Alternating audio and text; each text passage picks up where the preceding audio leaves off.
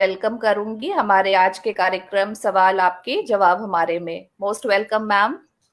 Thank you Pallavi ma'am. और इस topic को के लिए आप लोगों का मैं शुक्रिया देना चाहूंगी कि ये एक बहुत ही कहते हैं ना ज्वलंत समस्या है। अभी के टीनेजर्स में मुझे लगता है 50% पेशेंट्स जो आते हैं इसी प्रॉब्लम के साथ आते हैं। तो इसको आप लोगों ने उठाया, इसके लिए आप सभी का बहुत बहुत धन्यवाद।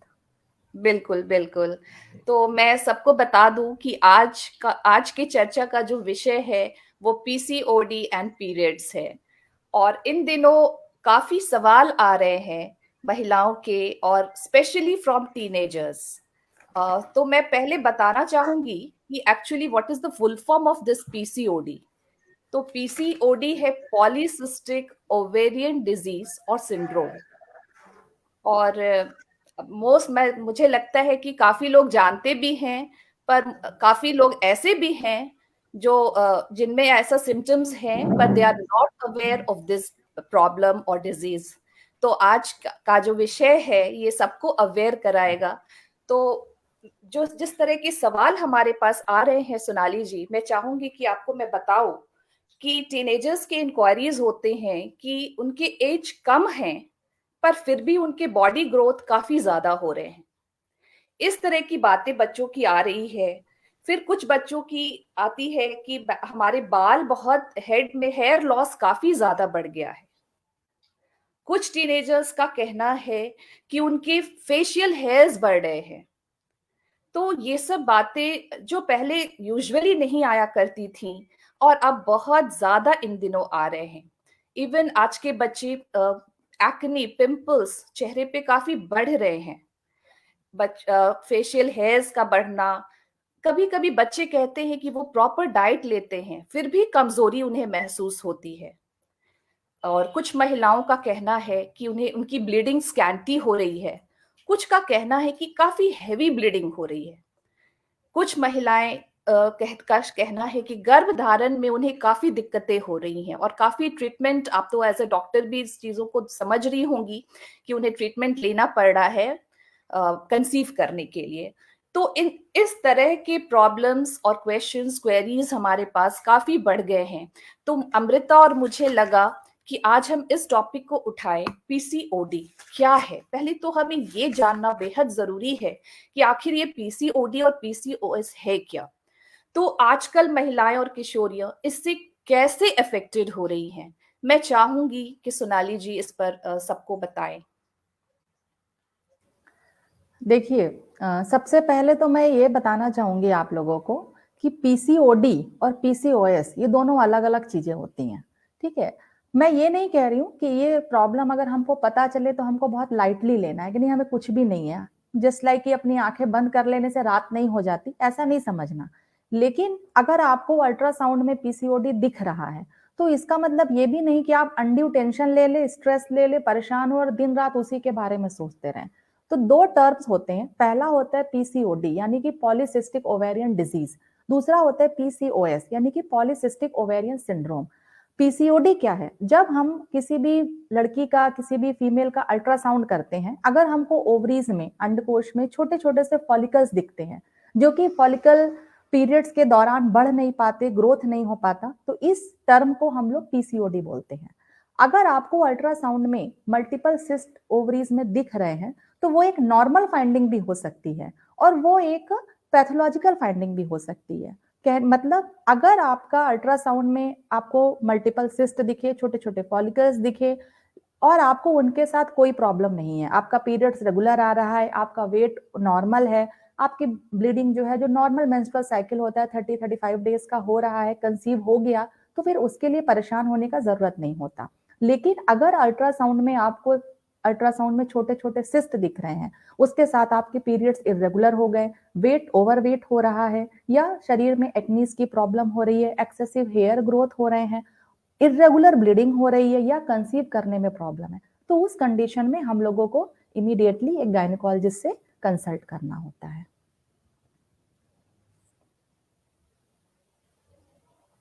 तो बहुत सही जवाब, बहुत सेटिस्फैक्टरी जवाब था आपका मैम।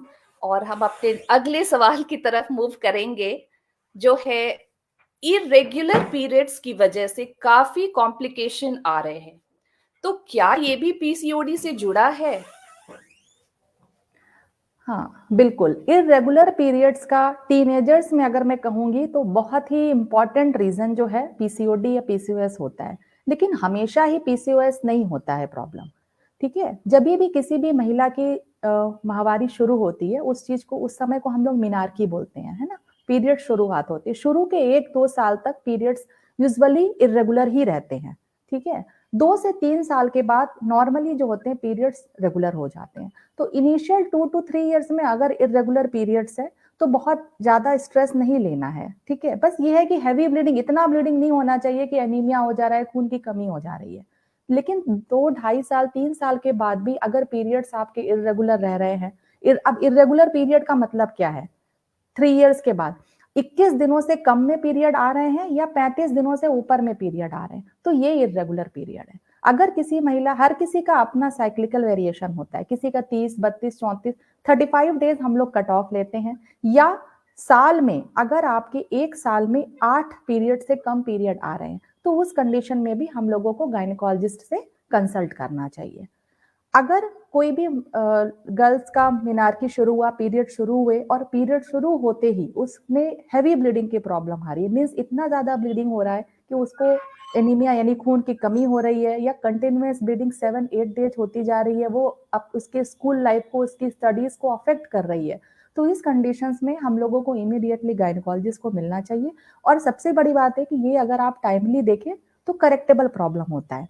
लेकिन जो इसके अलावा जो दूसरा सबसे इंपॉर्टेंट कारण होता है टीनेजर्स में इरेगुलर पीरियड्स का, वो थायराइड डिसऑर्डर्स होते हैं। जैसे जैसे जो हमारी प्यूबर्टी स्टेज होती है, यानी कि जब हमारे पीरियड शुरुआत होते हैं, तो बॉडी की हार्मोन रिक्वायरमेंट जो होती है वो बढ़ जाती है, और उस रिक्वायरमेंट को बढ़ाने के लिए हमारे सभी ग्रंथियों को प्रॉपर तरीके से काम ज्यादा करना पड़ता। कभी कभी ऐसे पेशेंट में सब क्लिनिकल हाइपोथायराइडिज्म का स्टेज आ जाता है। मतलब ये कि थायराइड आपकी सही रहती है, लेकिन वो उतना हार्मोन नहीं प्रोड्यूस कर पाती जो एक नॉर्मल मेंस्ट्रुअल साइकिल वो एक फीमेल का करवा सके। तो कुछ समय के लिए हम लोगों को थायराइड सप्लीमेंट्स देना होता है। तो दूसरा जो इंपॉर्टेंट कारण है वो थायराइड होता है। इसके अलावा बाकी सिस्ट हो सकते हैं, एंडोमेट्रियोसिस, और भी कई सारे कारण होते हैं जो कि हम लोगों को, जब आप एक प्रॉपर गायनेकोलॉजिस्ट से कंसल्ट करते हैं तो आप अपने वर्कअप में ले सकते हैं। बिल्कुल, बिल्कुल। एक बच्ची, इसी क्वेश्चन से रिलेटेड एक बच्ची का प्रॉब्लम है कि उसके पीरियड्स 10 इयर्स में स्टार्ट हुए और ऑलमोस्ट उसका साइकिल जो है वो 45 डेज पे होता है, और ये कॉन्स्टेंटली, ये लगभग 2 साल तक ऐसे ही हो रहा है। तो क्या इस पे प्रॉब्लम है? लेकिन पीरियड्स उसके 45 टू 50 डेज में पीरियड्स आते हैं और 5 डेज ब्लीडिंग होती है। तो क्या इससे कुछ प्रॉब्लम है उसे, या फिर उसको कंसल्ट करना चाहिए डॉक्टर को? देखिए 10 इयर्स पर अगर पीरियड शुरू हुए और इनिशियल के 3 इयर्स तक, मतलब मिनार्की के बाद 3 साल तक अगर 45 डेज पर पीरियड्स आ रहे हैं, तो वो एक नॉर्मल फिनोमिना हो सकता है, क्योंकि आपने जो बोला उसके पीरियड्स नॉर्मल आ रहे हैं, मतलब ब्लीडिंग उसकी नॉर्मल है। बट क्योंकि थोड़ा सा कहते हैं कि अर्ली है, 11-12 साल में यूजुअली पीरियड स्टार्ट होते हैं, तो हम लोग बस एक थायराइड रूल आउट कर सकते हैं। अगर पीरियड्स 45 डेज पे रेगुलर इंटरवल के साथ है, हैवी ब्लीडिंग नहीं है, इरेगुलर ब्लीडिंग नहीं है, तो आप वेट कर सकते हैं। अगर बाद ओके, में भी ओके। प्रॉब्लम परसिस्ट रही तब फिर आप लोगों को कंसल्ट करना है। बिल्कुल, बिल्कुल। तो इसी जवाब के साथ हम अपने अगले सवाल की तरफ बढ़ते हैं कि बच्चियों में आजकल इमोशनल टर्मोइल काफ़ी ज़्यादा बढ़ रहा है और फिज़िकल वर्क भी कम होता जा रहा है। तो क्या यह हार्मोन डिसऑर्डर का कारण बनता जा रहा है, मैम? बिल्कुल बन रहा है पल्लवी जी, ये बिल्कुल बहुत इंपॉर्टेंट क्वेश्चन है। और जो ये गूगल का जो नॉलेज है, या जो आजकल हर चीज को नेट पे सर्च करने का प्रॉब्लम है, तो छोटी छोटी प्रॉब्लम्स को भी हम लोग कहते हैं ना, कई बार पैनिक हो जाते हैं। और जो भी हमारे जो फीमेल हॉर्मोन्स हैं, बेसिकली 3 तरीके के होते हैं, ईस्ट्रोजन, प्रोजेस्टेरोन और थोड़े से अमाउंट में एंड्रोजन्स होते हैं, जो कि एड्रिनल या ओवरीज द्वारा प्रोड्यूस किए जाते हैं। तो इन सभी का जो सिक्रीशन होता है, रिलेशंस होता है, वो हमारे ब्रेन से कहीं ना कहीं कंट्रोल होता है। अगर आप किसी भी चीज का के बारे में एक्सेसिव सोचेंगे, एक्सेसिव पढ़ेंगे, एक्सेसिव देखेंगे, तो वो हमारे हार्मोन प्रोडक्शन को ऊपर नीचे करता है, और इसकी वजह से मेंस्ट्रुअल प्रॉब्लम्स काफी ज्यादा बढ़ रही हैं। तो स्ट्रेस नहीं लेना है। सबसे प्रॉब्लम यही है कि पीरियड्स जो है किसी भी महिला की जिंदगी के एक नॉर्मल फिनोमेना है, ना, जब भी शुरुआत एक नॉर्मल फिजियोलॉजी है, तो उसके बारे में अननेसेसरी आपको नहीं सोचना रहता है। लेकिन आजकल बच्चे जो हैं वो काफी कॉन्शियस हो गए हैं, और इन दिनों तुरंत में बच्चे गूगल सर्च कर लेते हैं और अपने अपने सिम्टम्स से उसको मिलाते हैं और परेशान होते हैं, है ना? और कहीं ना कहीं पेरेंट्स भी वरिड हो जाते हैं इन चीजों को लेकर बच्चों के। तो स्वाभाविक है, उनके ये क्वेरीज जो है वो स्वाभाविक है ना? तो हमारा अगला सवाल है आपसे कि 2 से 3 साल से ऑनलाइन स्कूल्स लगातार चलते आ रहे हैं। तो बच्चे जो हैं, टीनेजर, स्पेशली टीनेज ग्रुप के जो बच्चे हैं, फ्रेंड से मिल नहीं पाते, और उन्हें दोस्तों की कमी काफी महसूस होती है। खुल करके भी घर पे पेरेंट्स से किसी से बच्चे बात नहीं कर पाते। जो स्कूल में होता था, लड़ना झगड़ना, बातें करना, टीचर से बात करना, उनकी डांट खाना, जो एक मतलब बच्चों को एक हेल्दी ग्रोथ की तरफ बढ़ाता है, तो इन चीजों की कहीं ना कहीं इन दिनों लैकिंग हो रही है। और बच्चों का जो रुझान है टेलीफोन के यूज, मोबाइल के यूज की तरफ काफी ज्यादा हो गया है। तो क्या इन बातों का असर भी उनके मेंस्ट्रुअल हेल्थ पर पड़ रहा है? हाँ, बिल्कुल पड़ रहा है। मतलब जो ये ऑनलाइन स्कूल्स हुए हैं, जिन्होंने हमारी डेफ़िनेटली सबसे पहले तो हमारी लाइफ़स्टाइल को अफ़ेक्ट किया है ना? खाने का जो हैबिट है बदल गया है। बच्चे जब स्कूल जाते थे, एक रेगुलर रूटीन, एक दिनचर्या रहती थी। इतने बजे ब्रेकफ़ास्ट करना है, इतने बजे स्कूल में टिफ़िन लेना है, 1:30-2 बजे घर आना है, खाना खाना है, 5 बजे खेलने जाना है। वो सारी चीज़ें इन ऑनलाइन क्लासेस से बंद हो गया है। जो स्पोर्ट्स होते हैं ना, वो रियली बहुत ज़रूरी होते हैं, क्योंकि आपकी बॉडी एक एक्सरसाइज की तरफ जाती है, आपकी बॉडी फिट रहती है, एक्टिव रहते हैं, आप हेल्दी रहते हैं। उस चीज़ों को ऑनलाइन क्लासेस ने कम तो किया ही है। उससे मेंस्ट्रुअल हेल्थ अफेक्ट हो रहा है। जो भी सपोज़ किसी भी टीनेजर को अगर कोई मेंस्ट्रुअल प्रॉब्लम होती है, आप अपने फ्रेंड्स से शेयर करते हैं कि भई सबसे पहला जो आपका जो दोस्त होता है, वो आपके स्कूल में ही आपको मिलता है, जिससे कि आप सारी बातें शेयर करते हैं। वो लोग शेयर नहीं कर पा रहे हैं। स्ट्रेस उसी चीज़ों को गूगल पे सर्च कर रहे हैं ऑनलाइन, जो कि हमारे स्ट्रेस लेवल को और बढ़ा रहा है। और अगर स्ट्रेस बढ़ता है तो डेफिनेटली पीरियड्स जो होते हैं वो अफेक्ट होते हैं। यूजुअली अगर आप देखिए तो जो भी कॉलेज में जो सेम एज ग्रुप की जो गर्ल्स होती हैं, जो साथ में रहती हैं, कई बार हम देखते हैं कि उनके पीरियड सिंक्रोनाइज हो जाते हैं। मतलब अगर 4 या 5 गर्ल्स हैं जो कि आपस में अच्छी दोस्त हैं, तो आप हमेशा ये देखिएगा कि कई बार उनके जो पीरियड्स होते हैं ना, वो लगभग एक ही आसपास में आते हैं, 1-2 दिन ऊपर नीचे, क्योंकि this is called cycle synchronization. अब वो चीज खत्म हो रही है ना? क्योंकि आपको साथ खेलने के लिए कोई नहीं है, कलीग्स नहीं है आपके। और अगर कोई छोटी भी प्रॉब्लम आई तो सबसे पहले आप गूगल पे सर्च मारते हैं। तो इन चीजों से मेंस्ट्रुअल हेल्थ अफेक्ट हुई है। बिल्कुल। तो ये बहुत अच्छी बात आपने कही, साइकिल सिंक्रोनाइजेशन, जो हम लोग कहते थे कि हालांकि ये टर्म मैं नहीं जानती थी, लेकिन कहते थे कि अरे अगर मैंने कहा कि मेरा पीरियड्स आ गया तो अगले भी कहते थे कि अरे मेरा भी आ जाएगा, मत बोलो मत बोलो, इस तरह की बातें होती थी। लेकिन एक्चुअली आपने आज बहुत अच्छे से समझाया कि एक्चुअली व्हाट इट इज। तो अब हम लोग अपने नेक्स्ट क्वेश्चन की तरफ बढ़ेंगे कि आजकल के टीवी कंटेंट्स तो आप देख ही रहे हैं, हम सब देख रहे हैं, इनका असर भी काफी हो रहा है बच्चों पर, और स्पेशली टीनेज ग्रुप पर। तो क्या इन्हें देखने से बच्चों में सेक्स हार्मोन का सिक्रीशन बढ़ रहा है? स्पेशली मैं बात करूंगी एडोलेसेंट की, क्योंकि आज हम लोग उन बच्चों को ये भी नहीं कहते कि आप मत देखो। All of a sudden you can not tell your child कि यू स्टॉप वाचिंग इट, है ना? तो कैसे गाइड करना चाहिए, या फिर इसका असर कैसे दिख रहा है, या कैसे कंट्रोल करना चाहिए इन चीजों को? थोड़ा हमें गाइड करिए आप सबको। देखिए, जो भी टीवी प्रोग्राम्स में जो भी आपके एडवर्टाइजमेंट्स आते हैं या जो सीन्स रहते हैं, वो कहीं न कहीं हमारी सेक्सुअल हेल्थ को अफ़ेक्ट तो करते हैं, ठीक है? मैं अगर अपनी बात करूँ कि जब मैं स्कूल में पढ़ा करती थी, तो उस समय हम लोग सेक्सुअल हेल्थ पे बहुत ध्यान नहीं देते थे। सेक्सुअल एंड रिप्रोडक्टिव हेल्थ को, और अपने इवन हम लोग ही अपने पेरेंट्स और बड़े लोगों से शेयर करने में मतलब संकोच करते थे कि उनसे पूछे कि नहीं पूछे। लेकिन अभी का जो वर्तमान जो सिनेरियो है, मुझे लगता है कि इसमें हम लोगों को, जो भी टीनेजर्स हैं, उनको अपने पेरेंट्स से या जिनके साथ आप कंफर्टेबल फील करें, वो आपका दोस्त हो सकते हैं, आपकी मदर, फादर, बुआ, घर के कोई भी बड़ा मेंबर हो सकता है, उनके साथ हम लोगों को डिस्कस करना चाहिए। किसी भी चीज का पॉजिटिव इफेक्ट भी होता है, नेगेटिव इफेक्ट भी होता है। हम लोगों पे ये चीज है कि हमें पॉजिटिव लेकर के जाना है कि नेगेटिव लेकर के जाना है। जो सोशल प्रॉब्लम्स बढ़ रही है, क्योंकि एक मेरा ये मानना है कि अगर किसी भी चीज की क्यूरोसिटी रहती है आपकी लाइफ में, तो हमेशा मन करता है कि उस चीज के बारे में हम और जाने, और उसके बारे में सर्च करते करते हम लोग कई बार गूगल पे अननेसेसरी या गलत चीजों की तरफ भी चले जाते हैं। तो इसलिए एक बड़ों का गाइडेंस होना जरूरी है। सेक्सुअल एंड रिप्रोडक्टिव हेल्थ जो होता है हमारी फिजिकल एंड मेंटल हेल्थ का एक पार्ट है, उसके बारे में हमको सही गाइडेंस देना चाहिए। और स्कूल एंड कॉलेजेस में बेसिकली थोड़े बीच बीच में अवेयरनेस प्रोग्राम्स होने चाहिए, जिनसे कि हम लड़कियां या जो भी टीनेजर्स हैं अपनी बातें खुल करके अपने फ्रेंड्स या कलीग से शेयर कर सकें।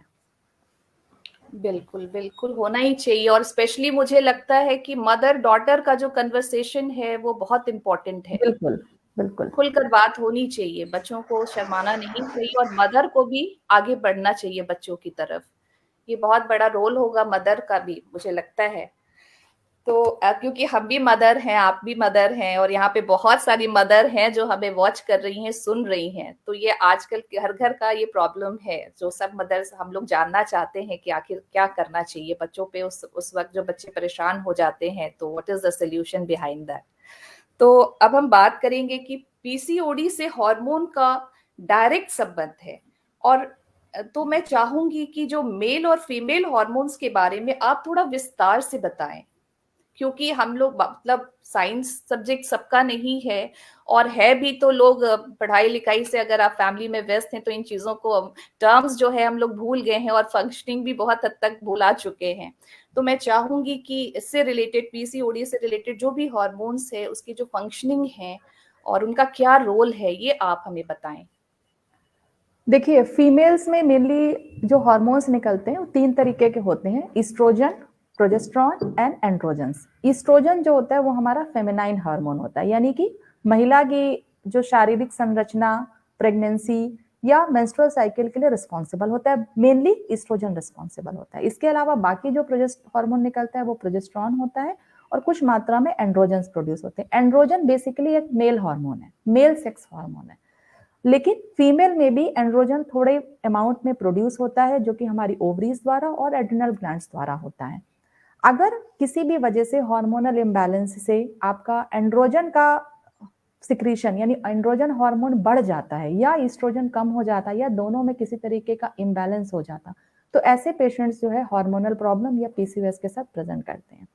एंड्रोजन का जो कहते हैं लक्षण जो दिखता है, हाई एंड्रोजन का जो लक्षण होता है महिलाओं में, वो इस तरीके से दिखता है: एक्नीज बढ़ेंगे, हर्सिटिज्म यानी कि बाल एक्सेसिव ग्रोथ है, चेस्ट पर बाल बढ़ रहे हैं, कांख में बाल बढ़ रहे हैं, या जो हमारी जो नेक लाइन होती है बैक, वो आप देखिए कभी कभी अचानक से एकदम डार्क कलर की काली हो जाती है, एकदम ओबेसिटी बढ़ जाती है। तो ये सब बेसिकली साइन होते हैं हाइपर एंड्रोजनिज्म के। अगर इस तरीके का कोई भी लक्षण मिले तो इमीडिएटली डॉक्टर से, गायनेकोलॉजिस्ट से या एंडोक्रिनोलॉजिस्ट से कंसल्ट करना चाहिए। दूसरा, हाँ, नहीं सोनाली जी, आप अपनी बात पूरी कर लें। निशी जी एक क्वेश्चन पूछना चाहती हैं, तो निशी जी आप इसके बाद आप ये सवाल कर सकती हैं हम लोगों से, डॉक्टर यहीं पर हैं, तो आप अपनी पूरी बात कह लें सोनाली जी इसके बाद। और दूसरा जो सबसे कॉमन हार्मोनल प्रॉब्लम जो पीसीओडी या पीसीओएस पेशेंट्स में दिखता है वो होता है insulin resistance. Insulin resistance basically, insulin एक हार्मोन है जो कि हमारी पैंक्रियाज ग्लैंड द्वारा प्रोड्यूस बनता है, और उसका काम क्या होता है कि हमारी बॉडी में ग्लूकोज के लेवल को वो मेंटेन रखता है, ताकि ग्लूकोज ना तो एक्सेसिव हो ना लो हो जाए। लेकिन जो पीसीओडी के जो पेशेंट्स होते हैं उनमें वेट बढ़ने की वजह से या जो भी सारे मतलब बॉडी रिसेप्टर्स की वजह से इंसुलिन तो प्रोड्यूस होता है, पर वो अपना फंक्शन बुरे तरीके से नहीं कर पाता। इसलिए इन पेशेंट्स में जो ओबेसिटी, हाइसोटिज्म, जो भी हाइपरग्लाइसीमिया के जो सिम्टम्स होते हैं वो आते हैं। तो मेनली यही हार्मोन से, इसके अलावा जो मैंने पहले डिस्कस किया, थायराइड हार्मोन है जो कि कॉमन है। एक प्रोलैक्टिन हार्मोन भी होता है जो कुछ केसेस में बढ़ा हुआ मिलता है, जो कि बेसिकली पीसीओडी से बहुत रिलेटेड नहीं है, बट ठीक है, दोनों, क्योंकि दोनों ही मेंस्ट्रुअल प्रॉब्लम्स करते हैं तो कभी कभी हम लोग कोरिलेट कर देते हैं। मेनली आपके यही हार्मोन्स हैं, और सबसे ज्यादा कॉमन मैं कहूंगी तो वो थायराइड डिसऑर्डर है, जिसको कि हम लोग ओवरलुक करते हैं। और अगर थायराइड डिसऑर्डर ना हो और फिर ये हमारा अगर प्रोलैक्टिन अगर इंक्रीज कर रहा हो, तब क्या करना चाहिए हमें? प्रोलैक्टिन इंक्रीज जो होता है, देखिए कई बहुत सारी ऐसी मेडिसिन भी होती हैं जो कि प्रोलैक्टिन को बढ़ाती हैं। कई बार पीसीओडी के हम लोग पेशेंट्स को देखते हैं जो कि मानसिक रूप से बहुत डिप्रेस्ड रहते हैं, मतलब डिप्रेशन में भी प्रोलैक्टिन हार्मोन बढ़ सकता है। या कई बार आप पेट में दर्द हुआ, अननेसेसरी गैस की दवाई ले रहे हैं, पेंटोप्राजोल, ये सब बहुत कॉमनली लेते हैं, रैनिटिडीन ये सब लेते हैं, इन सब केसेस में भी प्रोलैक्टिन बढ़ जाता है। तो अगर प्रोलैक्टिन खाली इंसिडेंटली बढ़ा हुआ मिलता है या पीरियड्स की प्रॉब्लम नहीं है तो कई बार हम लोग उसको इग्नोर भी कर सकते हैं। बस एक फॉलो अप जरूरी होना होता है। 100 अच्छा, से ऊपर प्रोलैक्टिन। जी जी जी, मैं कह रही थी मैम कि अगर हमारा अगर B12 की कमी हो और विटामिन D3 की कमी हो तो क्या उससे भी सेरम प्रोलैक्टिन बढ़ता है? B12 एंड विटामिन D3 नहीं, वो हार्मोन की कमी से नहीं बढ़ेगा, वो इंटर रिलेटेड चीजें रहती हैं, क्योंकि ब्रेन में कहीं ना कहीं जो रेगुलेटरी बॉडी होती है वो सबकी सेम होती है, लेकिन डी की डेफिशिएंसी से प्रोलैक्टिन नहीं बढ़ेगा। ओके, ठीक है निशी जी, आप अपना क्वेश्चन रख सकती हैं। हाँ निशी जी, आप पूछिए अपना प्रश्न और उसके बाद फिर हम लोग आगे बढ़ेंगे।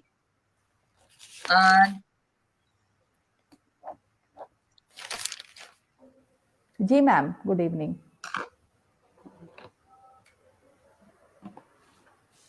निशी, आप सुन पा रही हैं हम लोगों को? निशी नेटवर्क में नहीं दिख रही हैं, शायद वो डिस्कनेक्ट हो गई हैं, या फिर जैसे ही उनके सवाल आते हैं मैं आपसे बात करूंगी उसके बारे में। मैं ये जानना चाह रही थी अभी सीरम प्रोलैक्टिन की जो, हाँ निशी आप आ गई हैं, प्लीज आप एक बार पूछें अपना सवाल। मैम इसी से रिलेटेड क्वेश्चन है मेरा, आवाज आ रही है? जी मैडम। मैम अगर इसमें जैसे बॉडी वेट बढ़ता है बच्चियों का, जैसे बच्चियों का सवाल होता है, बॉडी वेट बढ़ता है और इससे इसी समस्या से पीसीओएस से जुड़ी हुई समस्या से अगर ग्रसित है तो क्या उनको लाइफ में जब उनकी शादी होती है तो क्या इश्यूज में उसको मतलब प्रॉब्लम आ सकते हैं क्या? हाँ, या कितना प्रॉब्लम, या डॉक्टर से मिलने के बाद सॉल्व हो जाएगा? मैडम बिल्कुल, अगर वेट बढ़ता है और उसके बाद शादी के बाद डेफिनेटली कंसीव प्रेगनेंसी होने में प्रॉब्लम हो सकती है। अब हम ये नहीं कहेंगे कि हर पेशेंट को ही प्रॉब्लम होगा, वो प्रॉब्लम आपको हो भी सकता है, नहीं भी हो सकता। ये हम लोग यूजुअली अगर एक पेशेंट है, मेरी आवाज इको हो रही है शायद। Ma'am clear? हाँ हेलो, एको हो रही है। हाँ, अब नहीं हो रही। अगर कोई पेशेंट है जिसको पीसीओएस है, आपके पीरियड्स रेगुलर आ रहे हैं, ब्लीडिंग नॉर्मल आ रही है, जी आप अपना करें, शायद उसकी वजह से हम लोगों की आवाज एको होने लगी है। अब बोलिए सोनाली जी आप। जी, अगर कोई पेशेंट है जिसको कि पीसीओएस है ये, लेकिन अगर उसके पीरियड्स रेगुलर आ रहे हैं, जैसे मैंने आपसे बोला अल्ट्रासाउंड में हमको पॉलीसिस्टिक ओवरीज दिख रही हैं, लेकिन अगर आपके पीरियड्स रेगुलर हैं, थायराइड नॉर्मल है, वेट आपका नॉर्मल है, तो यूजुअली ऐसे पेशेंट्स टाइमली कंसीव कर जाते हैं। ठीक है, लेकिन आपका प्रॉब्लम प्रेगनेंसी होने में आएगा या नहीं आएगा ये हम तभी कह सकते हैं जब आप लोग प्रेगनेंसी के लिए प्लान करें। आजकल फीमेल एजुकेशन, वुमेन एम्पावरमेंट के जो स्टेज है ना, उसकी वजह से मैरिजेस बहुत लेट हो रही है। 28, 29, 30, 31 तक तो मतलब लोग प्लान ही नहीं करते हैं। पहले के समय में भी क्या था कि पीसीओडी वाले पेशेंट्स होते थे, लेकिन शादी अर्ली हो जाती थी, 25-26 साल में उनकी एक प्रेगनेंसी हो जाती थी, तो ये चीजें जो थी मैनिफेस्ट नहीं हो पाती थी, अभी लेट। तो मैं बस यही सजेस्ट करूंगी, अगर आपको अपने टीन एज में या एडोलेसेंट एज में पीसीओएस या पीसीओडी डायग्नोज हुआ है, आप एक प्रेगनेंसी शादी मतलब अर्ली मैरिज के बाद एक प्रेगनेंसी प्लान कर लीजिए, सो दैट बॉडी में अगर कोई प्रॉब्लम आता है, कोई फिजिकल चेंजेस आते हैं, तो हमारे पास एक उम्र रहती है उसके डायग्नोसिस और ट्रीटमेंट के लिए। अगर आपको डायग्नोसिस है पीसीओडी का, आप शादी भी 35 के बाद ही कर रहे हैं, तो फिर हमारे लिए भी डिफिकल्ट होता है, चाहे वो ट्रीटमेंट हो या कोई भी फर्दर इनफर्टिलिटी ट्रीटमेंट हो। ओके, तो आगे अमृता आप कुछ बोल रही थी? थैंक यू मैम, आप बहुत वो कन्विंसिंग जवाब था। आपके सवाल का जवाब मिल गया निशी जी आपको। और पल्लवी आप अगला क्वेश्चन लें। सीरम प्रोलैक्टिन के बारे में हमारी भी कुछ क्वेरीज थी, वो जरूर आप बात करें इसके बारे में, और आगे हमारा जो फर्दर क्वेश्चंस है। बिल्कुल। अब मैं एक चीज जानना चाहूंगी आपसे कि आजकल बच्चियों में या महिलाओं में भी वाइट डिस्चार्ज सिक्रीशन काफी होता है, और स्पेशली इन एडोलेसेंट में बहुत कॉमन पाए जाने वाला लक्षण है। तो क्या बच्चों को डॉक्टर्स प्रिस्क्राइब करते हैं वी वॉश, या टीवी में भी काफी ऐड आ रहा है, तो क्या इन्हें यूज करना चाहिए? पल्लवी जी, ये बहुत ही अच्छा क्वेश्चन है। ठीक है, यूजुअली हमारे पास जो हम एडोलेसेंट क्लिनिक पे जो भी पेशेंट्स रहते हैं, तो वो वाइट डिस्चार्ज की प्रॉब्लम के साथ आते हैं। मैडम वाइट डिस्चार्ज हो रहा है, वाइट डिस्चार्ज हो रहा है। सबसे पहले हम लोगों को ये जानना चाहिए कि नॉर्मल वाइट डिस्चार्ज क्या होता है और पैथोलॉजिकल वाइट डिस्चार्ज क्या होता है। जब भी एक महिला का पीरियड शुरू होता है, मेनार्की अटेन होती है, हमारी बॉडी में जो भी हार्मोनल प्रॉब्लम्स होती है उसकी वजह से वाइट डिस्चार्ज होता है। वो एक नॉर्मल डिस्चार्ज होता है, जो कि एक बेसिकली एक बॉडी में लुब्रिकेशन की तरह काम करता है। ये ईस्ट्रोजन के हार्मोन की वजह से होता है। अगर वाइट डिस्चार्ज एक मींस नॉर्मल इतना है कि आपको एक्सेसिव पैड्स डेली नहीं लगाने पड़ रहे हैं, या उसमें से कोई खुजली या फाउल स्मेल नहीं आ रही है, या आपके प्राइवेट पार्ट्स में उससे इचिंग नहीं हो रहा है, तो ये एक नॉर्मल वाइट डिस्चार्ज है। इसको हम लोगों को इग्नोर करना चाहिए और अननेसेसरी ट्रीटमेंट की तरफ नहीं जाना चाहिए। लेकिन अगर इन तीनों में से कोई भी ऐसा क्राइटेरिया है कि इतना जो वाइट डिस्चार्ज है उसमें से स्मेल आ रही है, या आपके प्राइवेट पार्ट्स में इचिंग हो रहा है, या एक्सेसिव कंटिन्यूअस वाइट डिस्चार्ज हो रहा है, मतलब जो एक नॉर्मल मेंस्ट्रुअल साइकिल होती है जिसमें कि जो 28 दिनों की होती है, तो यूजुअली 12वें दिन से लेकर के थोड़ा सा वाइट डिस्चार्ज बढ़ता है, तो दैट इज वो एक नॉर्मल वाइट डिस्चार्ज है। लेकिन आपको पूरे मेंस्ट्रुअल साइकिल में हमेशा लग रहा है कि डिस्चार्ज आ रहा, तो वो एक पैथोलॉजिकल डिस्चार्ज है। इन 3 कंडीशंस में हमें गायनेकोलॉजिस्ट से कंसल्ट करना चाहिए।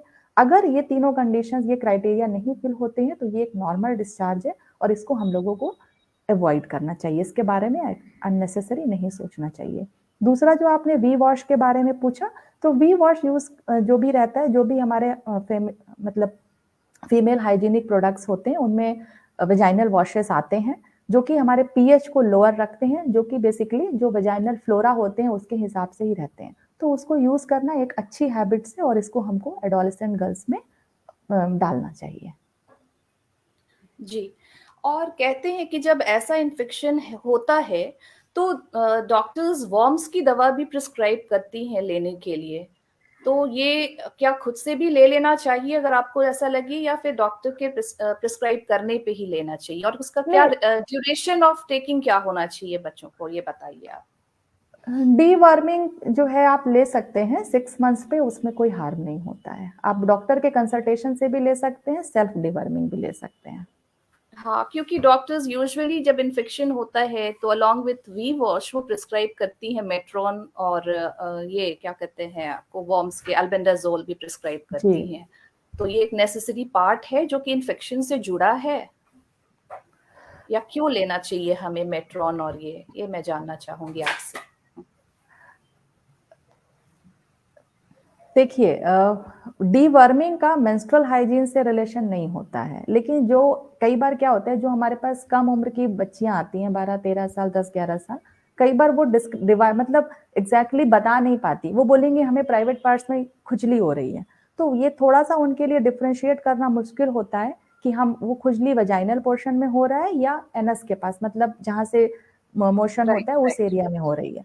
इसलिए एक सिम्टोमेटिक ट्रीटमेंट दे दिया जाता है कि दोनों चीजें कहीं पे भी प्रॉब्लम हो तो वो कवर हो जाए, बट दोनों चीजें अलग अलग हैं, है ना। और एक और चीज मैं कहना चाहूंगी, यूजुअली 7-8 साल की, कई बार अगर ये इचिंग का प्रॉब्लम है तो 7-8 साल की बच्चियां कई बार मेरे पास आती हैं जिनका क्वेश्चन रहता है कि मुझे प्राइवेट पार्ट्स में इचिंग हो रहा है और आप मेडिसिन एडवाइस के। तो हमेशा हम लोगों को उनका ये हैबिट पूछना चाहिए कि जब आप वॉशरूम टॉयलेट से आते हैं तो आप जो वॉश करते हैं मोशन से जब आते हैं तो वो वॉश करने का हैबिट क्या होता है। तो कई बार जो छोटे बच्चे होते हैं ना, वो बैक टू फ्रंट वॉश करते हैं, जिससे क्या होता है जो भी हमारी जो मोशन की जो गंदगी रहती है वो फ्रंट में आती है और उससे इन्फेक्शन के चांसेस बढ़ते हैं। तो ये हैबिट हमें बच्चों में, छोटे बच्चों में प्रमोट करना चाहिए कि फ्रंट टू बैक वॉशिंग करना है, बैक टू फ्रंट नहीं आना है।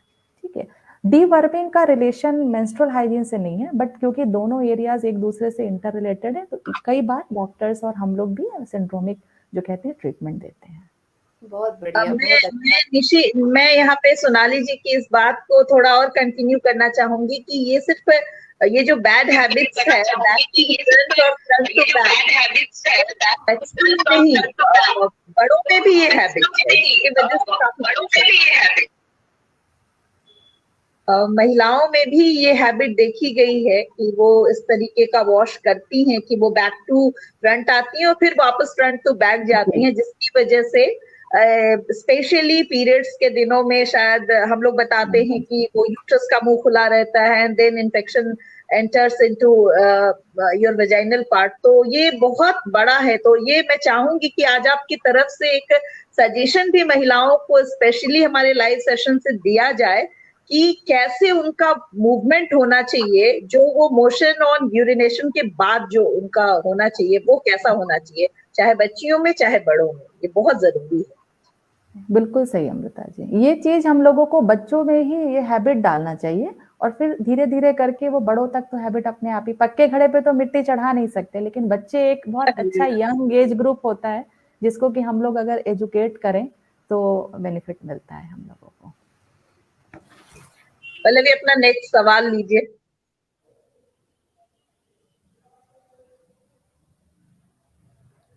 आवाज नहीं आ रही। म्यूट है मैम आपका।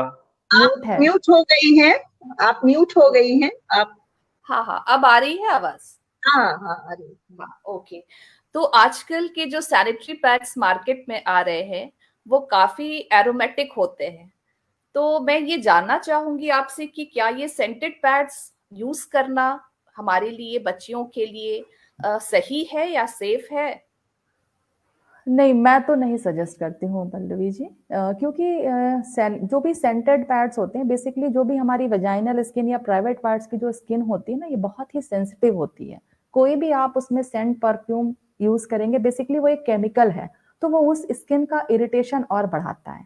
दूसरी बात, हो सकता है कि टेम्परली थोड़े समय के लिए वो उस एरिया में स्मेल दे दे, सेंट मतलब अच्छी खुशबू दे दे, लेकिन उसके बाद जैसे जैसे आपका डिस्चार्ज बढ़ेगा तो फिर तो वो फाउल स्मेल ही होगा ना, वो हमेशा उसको बढ़ाएगा। और अगर वो सेंटेड है और उसमें आप फाउल स्मेल मिक्स करेंगे तो वो और ज्यादा दुर्गंध कहते हैं ना, बढ़ाता है। तो मेरे हिसाब से सेंटेड को हम लोगों को नहीं प्रमोट करना चाहिए। इसके बजाय frequent pad changing is a good habit, कि आप अगर आपका, जैसे कि जब हमारा नॉर्मल मेंस्ट्रुअल साइकिल शुरू होता है तो हम लोग क्या है, फर्स्ट डे और सेकंड डे यूजुअली 4 से 6 घंटे में डिपेंडिंग अपॉन द फ्लो हम लोग पैड्स को चेंज कर लेते हैं। जब थर्ड फोर्थ डे फ्लो कम होता है तो यूजुअली हैबिट होता है अब तो कम हो गया, तो आप उसी पैड को पूरे दिन या 12 घंटे तक लगाए रह जाते हैं। तो तीसरे चौथे दिन भी हम लोगों को सैनिटरी पैड को उसी इंटरवल पे चेंज करना है, 4 आवर्स 6 आवर्स पे यूज चेंज करना है, लेकिन सेंटेड पैड्स को नहीं यूज, क्योंकि वो केमिकल स्किन में डेफिनेटली लोकल स्किन में प्रॉब्लम करता ही करता है।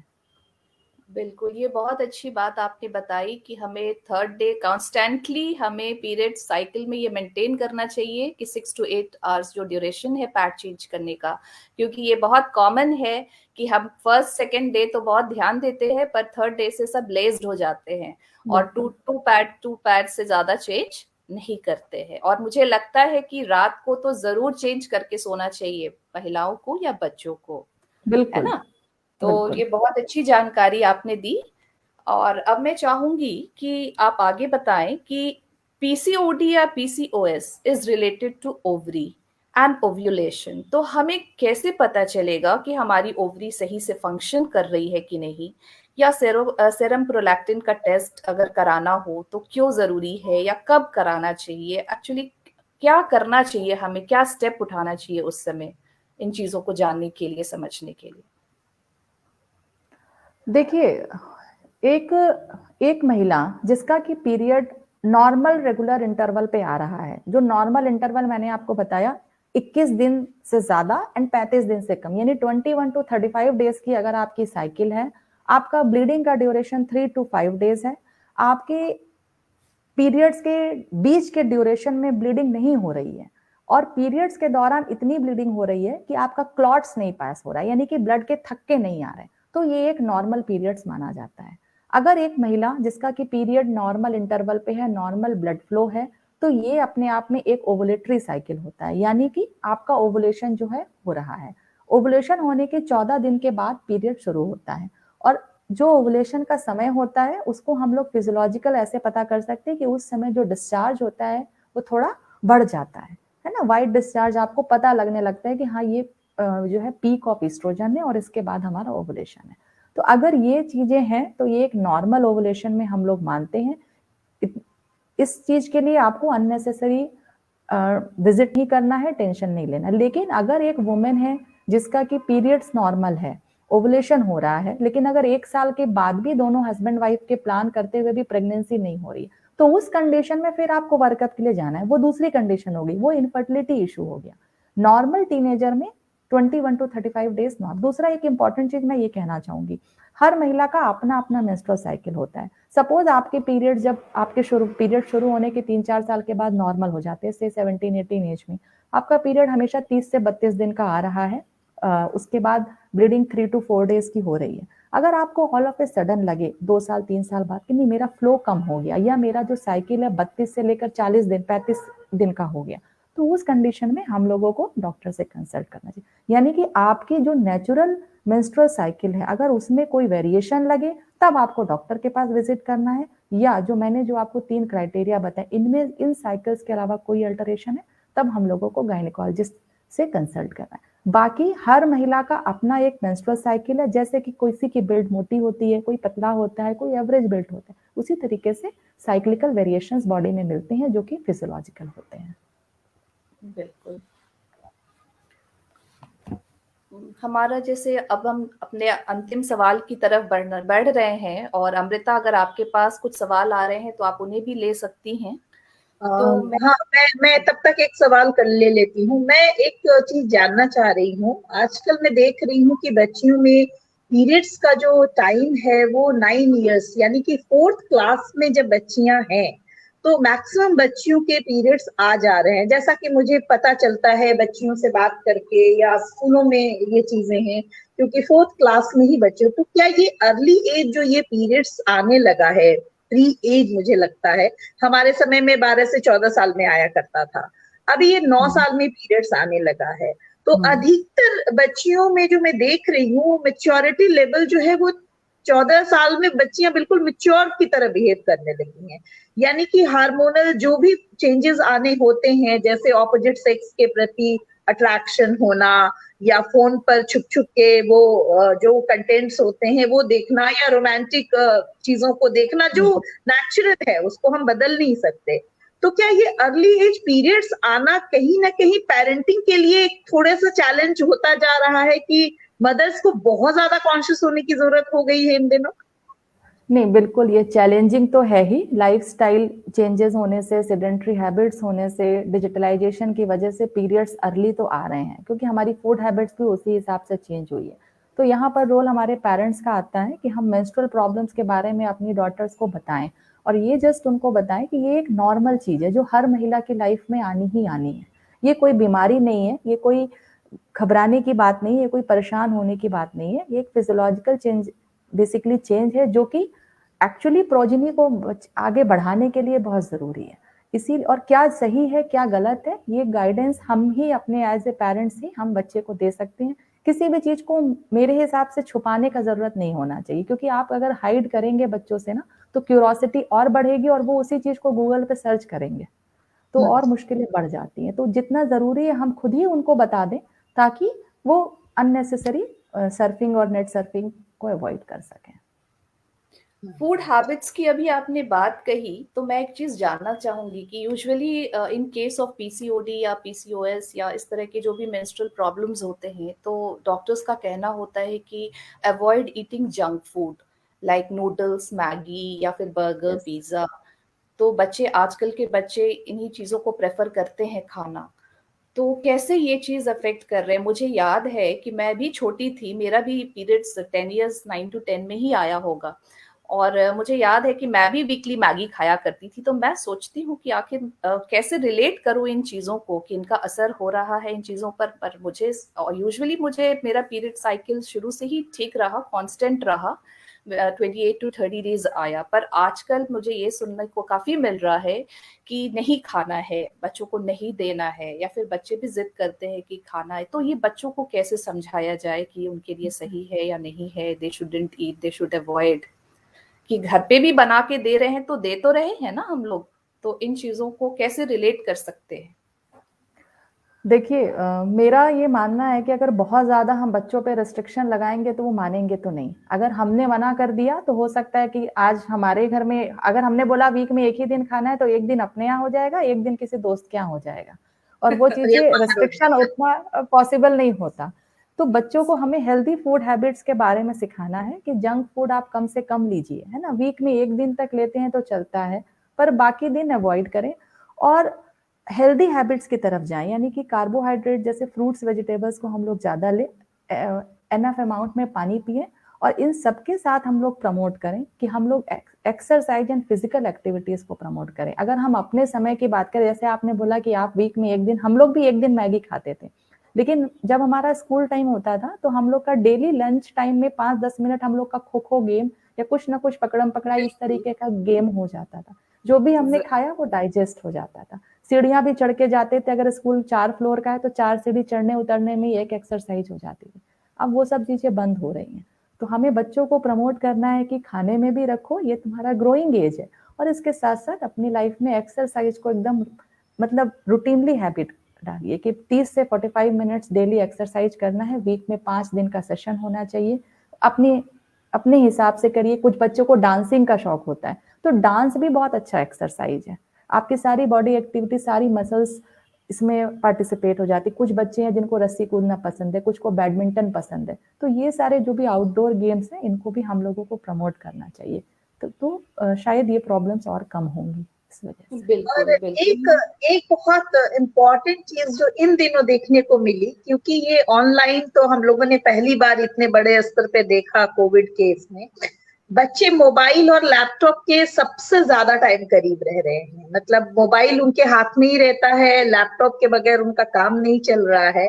तो क्या इसका भी पीरियड्स के इरेगुलरिटी से कुछ लेना है? मोबाइल एंड लैपटॉप जो भी उनके हाथ में है, क्या इसका कुछ केमिकल असर हो रहा है उनके ऊपर, या वो भी कहीं कुछ इम्पैक्ट डाल रहा है? ये थोड़ा सा बताना बहुत जरूरी है। अमृता जी, ये सब बेसिकली सेडेंट्री लाइफस्टाइल का नतीजा है। अगर आप मोबाइल लेकर के बैठे हैं, फिजिकली अपने आप को एक्टिव नहीं कर रहे हैं, तो किसी ना किसी फॉर्म में, खाली बच्चों को नहीं बड़ों को भी अफेक्ट करेगा। Diabetes, cardiovascular disease, cholesterol high होना, है ना, हार्ट डिजीज का प्रॉब्लम, बीपी का प्रॉब्लम, ये सब बड़ों में भी बढ़ रहा है, और बच्चों में in form of menstrual problems या पीसीओडी या पीसीओएस के फॉर्म में आ रहा है। मतलब बच्चों, मतलब जरूरत भर ही मोबाइल और ये बच्चों को भी यूज करना चाहिए, और मेरे ख्याल से बड़ों को भी थोड़ा अवॉइड करना चाहिए। बच्चे कहीं ना कहीं बड़ों से ही सीख रहे हैं ये सब चीजों को, तो ये तो बहुत जरूरी है। और पल्लवी, हमारा लास्ट क्वेश्चन, इससे हमें बहुत सीख मिलता है कि हर थोड़ी देर पे काइंडली नोटिफिकेशंस ना चेक करें हम लोग। फेसबुक के सही बात है। चीजें हम लोग अगले दिन के लिए भी छोड़ दे कि कल मोबाइल पे देखेंगे, है ना। और रात की नींद भी होना बहुत जरूरी है प्रॉपर। बिल्कुल हाँ, बिल्कुल। क्योंकि हाँ ये भी एक है कि हाँ, हमारे ये बायोलॉजिकल क्लॉक को बहुत डिस्टर्ब करता है, लेट नाइट जगना और सुबह लेट से उठना। ये आजकल के बच्चों में खास करके ये मैं देख रही हूँ कि ये मिल रहा है। यहाँ पे जो हमारे 2 बच्चे हैं, उज्जवल और प्रकाश, इन्हें भी सोने में बहुत अच्छा लगता है लेट तक, रात में ये लोग तक रील्स बनाते हैं, सुबह लेट से उठते हैं। तो मैं सबको कहूंगी, अब मैं चाहूंगी कि मैम एडवाइस करेंगी तो इन्हें ज्यादा समझ आएगा। नहीं, हम बड़े अपने पेरेंट्स तो एडवाइस करते हैं, उसे मानना चाहिए। और बचपन की जो एक कविता है, हम सभी लोग को याद है, early to bed and early to rise makes a man healthy wealthy and wise. इस चीज को हमें हमेशा फॉलो करना है ना, कि लेट नाइट, है ना, एक एडिक्वेट स्लीप बहुत जरूरी है जिंदगी में। स्वस्थ रहेंगे, हेल्दी बॉडी होगा तभी माइंड हेल्दी होगा। अगर जिंदगी में आगे बढ़ना चाहते हैं तो सबसे पहले अपने शरीर को ही स्वस्थ रखना है। जी जरूर जरूर। हाँ, एक और कोई आपका सवाल है पल्लवी? आपके पास और कुछ सवाल है? हाँ बिल्कुल, मैं अपने आखिरी सवाल पे ही आ गई हूँ अब, कि पीसीओएस या पीसीओडी जो है ये क्योर नहीं, एक तरह का कंट्रोल हो सकता है। तो क्या इसे कंट्रोल करने के लिए हमें अपने लाइफस्टाइल चेंज करनी चाहिए? तो मैं चाहूंगी कि मैम फाइनली अब हमें कंक्लूड करते हुए थोड़ा बताएं कि कैसे हमें अपने लाइफस्टाइल में चेंजेस लाने चाहिए। ये बिल्कुल सही है पल्लवी जी, ये कोई क्योर नहीं है, बेसिकली ये कंट्रोल है। जैसा डायबिटीज को कंट्रोल करते हैं, हाइपरटेंशन को कंट्रोल करते हैं, वैसे ही पीसीओडी को भी कंट्रोल किया जा सकता है, जो कि हेल्दी फूड हैबिट्स के द्वारा कर सकते हैं एंड रेगुलर एक्सरसाइजेस, है ना।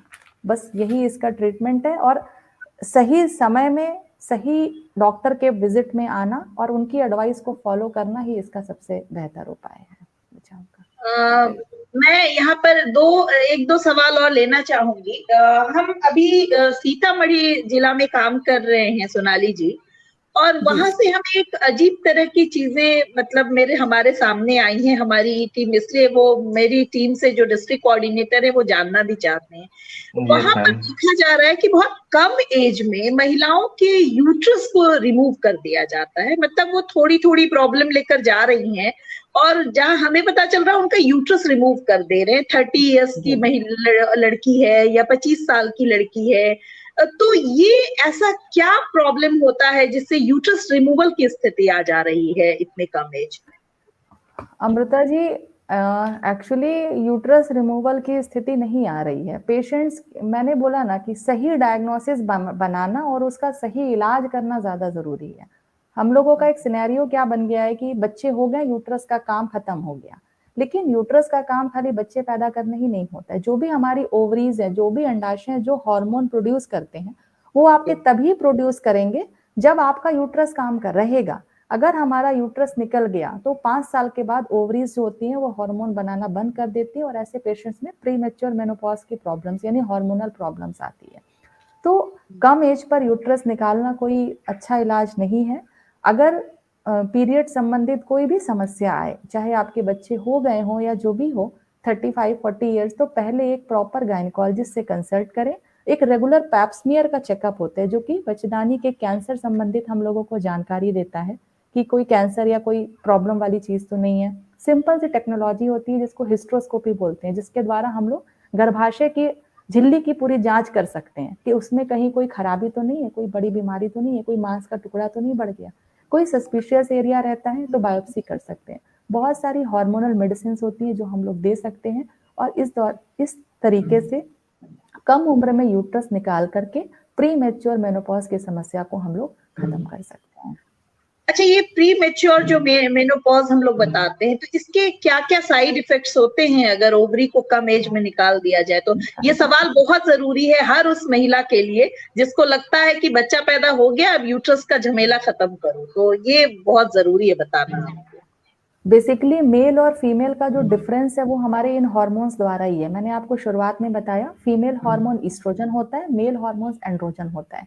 ओवरीज जो होती है मेन साइट होती है जो कि ईस्ट्रोजन प्रोड्यूस करती हैं। अगर आप कम उम्र में यूट्रस निकाल दे रहे हैं तो ओवरीज एक तरीके से कुछ समय के बाद, 5 साल के बाद अप्रोक्सीमेटली आपकी नॉन फंक्शनल हो जाएंगी। तो आप जो एक महिला का जो कहते हैं फेमिनाइन कैरेक्टर है उसको ही आप खत्म कर दे रहे हैं।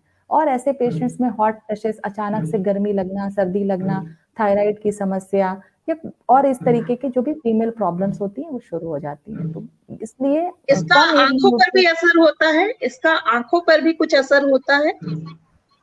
आंख देखने में या रोशनी वगैरह में? नहीं, आंखों, वो एक मिथ है कि यूट्रस निकलवाने के बाद ज्यादा जरूरी है।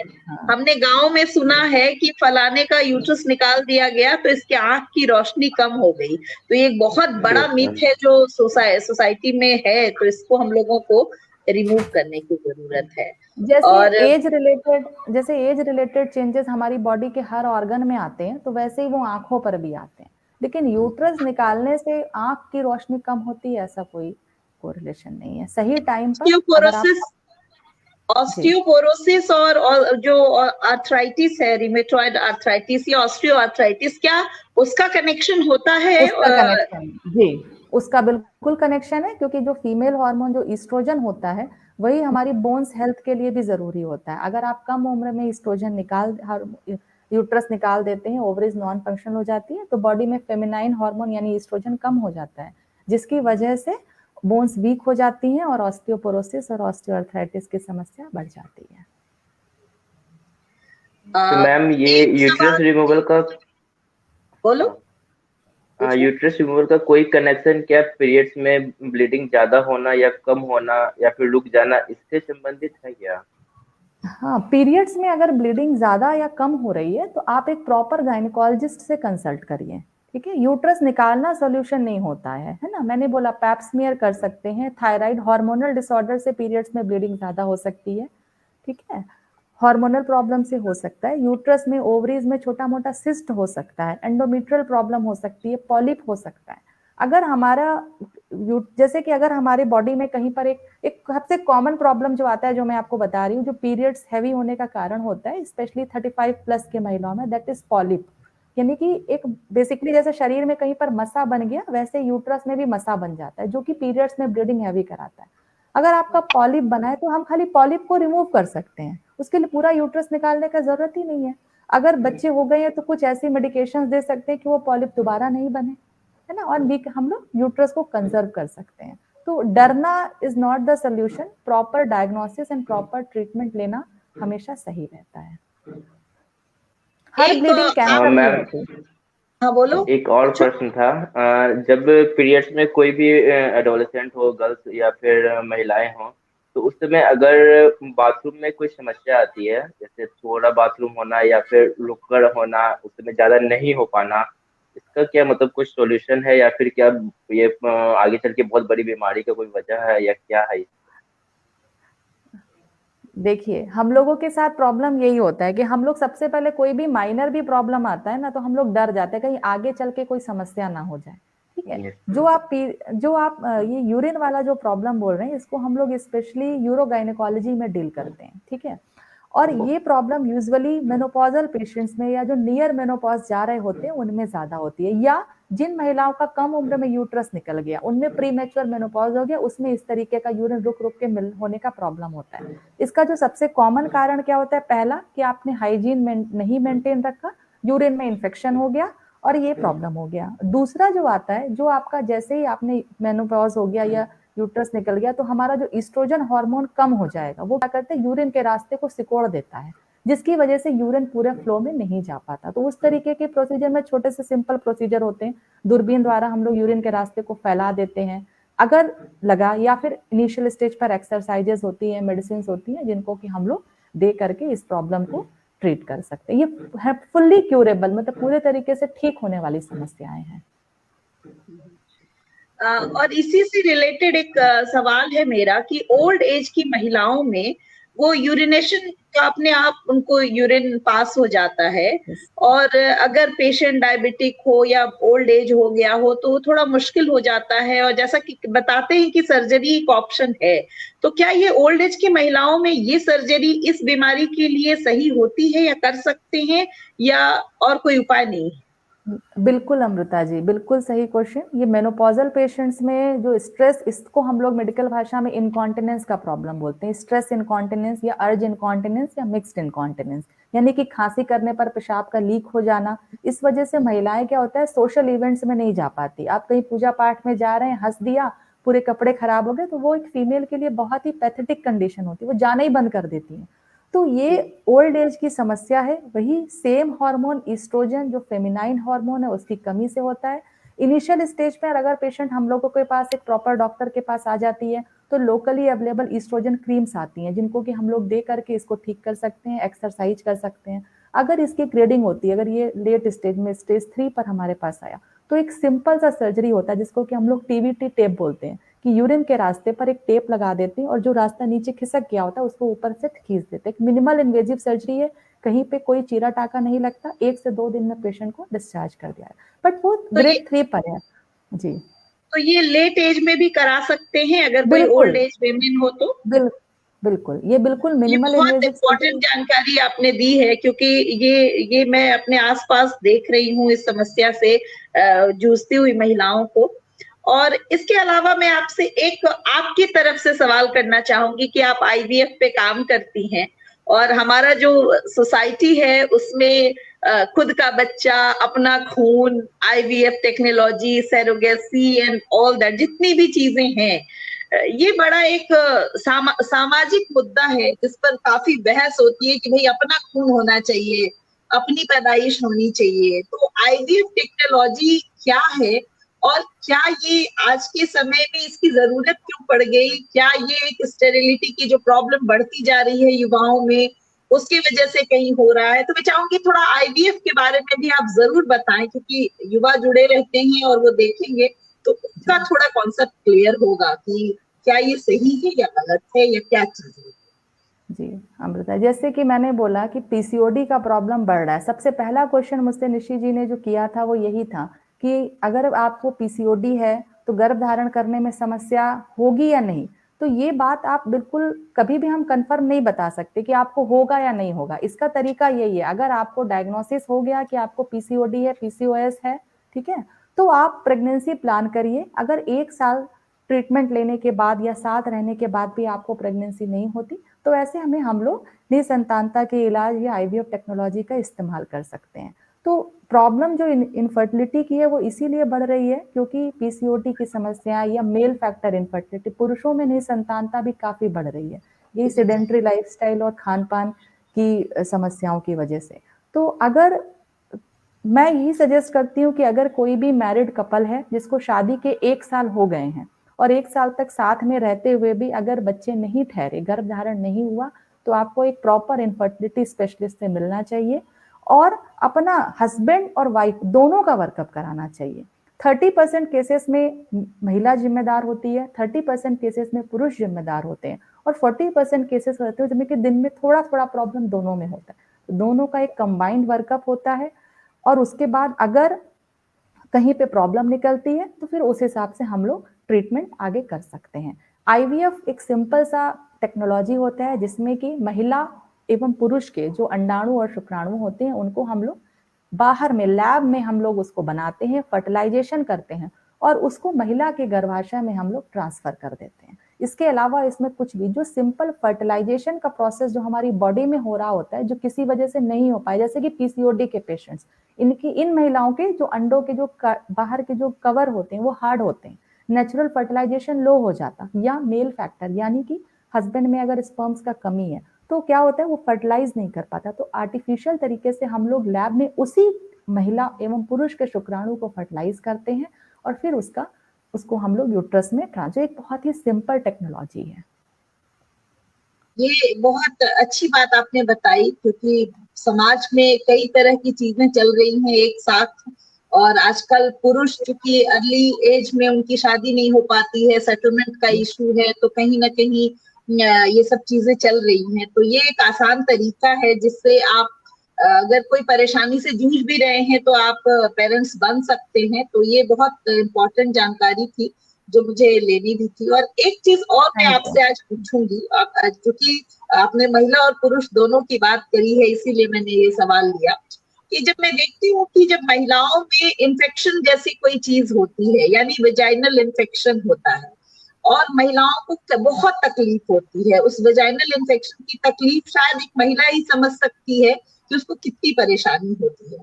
तो मैंने बहुत केसेस में देखा है कि जब महिला अपने पुरुष साथी से ये कहती है कि आपको भी डॉक्टर के पास चलना चाहिए तो दे जस्ट रिफ्यूज कि नहीं, हम क्यों जाएंगे, हमारी वजह से तो कोई प्रॉब्लम नहीं है। तो मैं ये जानना चाहती हूँ कि वेजाइनल इन्फेक्शन में पुरुषों का जो है वो कितना रोल है और क्या उनको भी महिलाओं की इस समस्या के लिए थोड़ा बहुत जिम्मेदारी लेना चाहिए और उनको साथ में जाके ट्रीटमेंट कराना चाहिए जैसा कि डॉक्टर्स करते हैं आमतौर पे। तो ये वेजाइनल इन्फेक्शन में दोनों का कितना अहम रोल है और क्या प्रिकॉशंस लेने चाहिए जो इसमें नहीं है, तो ये जरूर आप बताएं। बिल्कुल अमृता जी, पुरुष जो हमारे समाज में जो पुरुष हैं वो कई बार डॉक्टर के पास नहीं जाते हैं, है ना। महिलाओं में वेजाइनल इन्फेक्शन हो गया, वो ट्रीटमेंट कराती रहती हैं, उसके बाद दोनों में फिजिकल रिलेशंस जब रहते हैं अपने हस्बैंड के साथ तो वो उनका इन्फेक्शन पूरे तरीके से ठीक हुए बिना हस्बैंड में माइल्ड इन्फेक्शन के फॉर्म में दोबारा से उनमें आ जाता। तो हम लोग हमेशा यही सजेस्ट करते हैं कि हस्बैंड और वाइफ दोनों एक साथ ट्रीटमेंट कराएं, ठीक है, ताकि अगर हस्बैंड में इन्फेक्शन है तो हस्बैंड का इन्फेक्शन ठीक हो और साथ ही साथ उसके पार्टनर का ठीक हो, ताकि जब आप दोनों के बीच में जब फिजिकल रिलेशनशिप रहे तो एक का इन्फेक्शन दूसरे में नहीं जाए। अगर एक आधा तरीके से ठीक रहेगा और दूसरे में रहेगा इन्फेक्शन तो क्या होगा, फिर से एक से दूसरे में ट्रांसमिट हो जाएगा और हमारा ट्रीटमेंट फेल हो जाएगा। अगर हस्बैंड को ये फील होता है कि नहीं, एक गायनेकोलॉजिस्ट से उसको कंसल्ट करने में हेजिटेशन लग रहा है या अपनी बातें शेयर नहीं कर सकता, तो वो एक एंड्रोलॉजिस्ट से मिल सकते हैं जो मेल इनफर्टिलिटी स्पेशलिस्ट होते हैं, उनको अपनी प्रॉब्लम शेयर कर सकते हैं। लेकिन दोनों का पार्टनर ट्रीटमेंट होना बहुत जरूरी है। ये बहुत इंपॉर्टेंट इंफॉर्मेशन थी जो आपके थ्रू में चाहती थी कि लोगों को मिले, क्योंकि इसकी जरूरत है कहीं ना कहीं। और पल्लवी, हमारा और कोई क्वेश्चन है? क्योंकि हम लोग ऑलमोस्ट 1 घंटे का, बिल्कुल बिल्कुल, और 1 घंटे में हम लोगों ने ऑलमोस्ट सारे क्वेश्चंस को कवर किए हैं, और ये काफी इंफॉर्मेटिव भी रहेगा ये हमारा आज का जो सेशन है। मुझे लगता है कि मैं इतना जरूर बोलूंगी कि आज का सेशन बहुत ही बढ़िया था। मतलब आपने एक चीज क्लियर करी है सोनाली जी, मतलब इसके लिए जितनी भी तारीफ करें, क्योंकि मैं चाहती हूँ कि हम जैसे विषय पर हम लोग बात कर रहे हैं इस पर खुलकर जानकारी जरूरी है, और यही होता है क्योंकि हम खुलकर बात नहीं करते। तो बहुत कुछ ऐसा है। सबसे खुशी की बात है कि हमारे 2 मेल कोलीग हमारे साथ जुड़े रहे पूरे थ्रू आउट द सेशन, और शायद अगर इन्होंने 4 से 5 मेल को भी ये अवेयरनेस फैलाई और बताई और 10 लोग इनके थ्रू बेनिफिटेड हुए, तो मुझे लगता है कि समाज में बहुत बड़ा बदलाव आएगा। और मैं चाहती हूँ कि आप अपने आखिरी मैसेज के साथ इस सेशन को कंक्लूड करें, मतलब हम एंड की तरफ जाएं, क्योंकि मैं और पल्लवी तो बस होस्ट हैं। आपने जितनी जानकारी दी है वो बहुत जरूरी है, और मैं चाहूंगी एक मैसेज आप सोसाइटी को दें कि इस विषय पर किस तरीके से हमें और आगे आना चाहिए। नहीं, अमृता जी और पल्लवी जी, आप दोनों को बहुत बहुत धन्यवाद इस कार्यक्रम में मुझे पहले तो इनवाइट करने के लिए, और दूसरा कि इस टॉपिक को उठाने के लिए, जो यूजुअली हम लोग संकोच करते हैं, शेयर नहीं कर पाते। तो हर कुछ चीजें होती हैं जो हम अपने बड़ों से ही एक्सपीरियंस के द्वारा ही सीखते हैं, कुछ चीजें होती हैं जो आप अपने डॉक्टर्स, अपने कलीग्स, अपने फ्रेंड्स से सीखते हैं। वो फ्रेंड मेल भी हो सकता है और फीमेल भी हो सकती है। तो रियली आप लोगों ने बहुत एक अच्छा और टीनेजर्स के लिए जो टॉपिक उठाया, इसके लिए मैं आपको धन्यवाद देती हूँ। और मैं ये उम्मीद करती हूँ कि आगे भी आप लोग इस तरीके के एडोलेसेंट एज ग्रुप्स में अवेयरनेस प्रोग्राम्स करते रहिए, ताकि हम लोग एक समाज को एक अच्छा मैसेज दे पाए। बहुत बहुत बिल्कुल, हम हर महीने इस कार्यक्रम को करते हैं, और पिछले 1 साल तक ये कार्यक्रम हो नहीं पाया था क्योंकि मेरी और पल्लवी की व्यस्तता बहुत ज्यादा थी। तो हमने नए साल में 2022 में इसको फिर से शुरू किया है, और आशा करती हूँ कि हर महीने आपके साथ हमारा ये एक चलेगा सेशन अलग अलग विषय पर, और हम जुड़ेंगे और भी कुछ लोगों को आमंत्रित करेंगे अपने कार्यक्रम में, ताकि ज्यादा से ज्यादा लोगों तक ये इन्फॉर्मेशन पहुंच सके। और जो भी लोग जुड़े हैं, मैं चाहती हूँ कि वो अपने सवाल जरूर भेजें। डॉक्टर सोनाली हमारे साथ बनी ही रहेंगी, हम पर्सनली भी आपके सवाल उनके पास पहुंचाएंगे और आप तक जवाब जरूर पहुंचाएंगे। तो सभी का बहुत बहुत धन्यवाद। थैंक यू सोनाली जी, इतनी देर तक जुड़े रहने के लिए, और thank you all of you. और अब हम लोग इस सेशन को बंद करते हैं। 1 घंटे का सेशन कर लिया हमने, तो अगले महीने फिर मिलते हैं एक नए टॉपिक के साथ। Thank you. Thank you ma'am. Bye bye.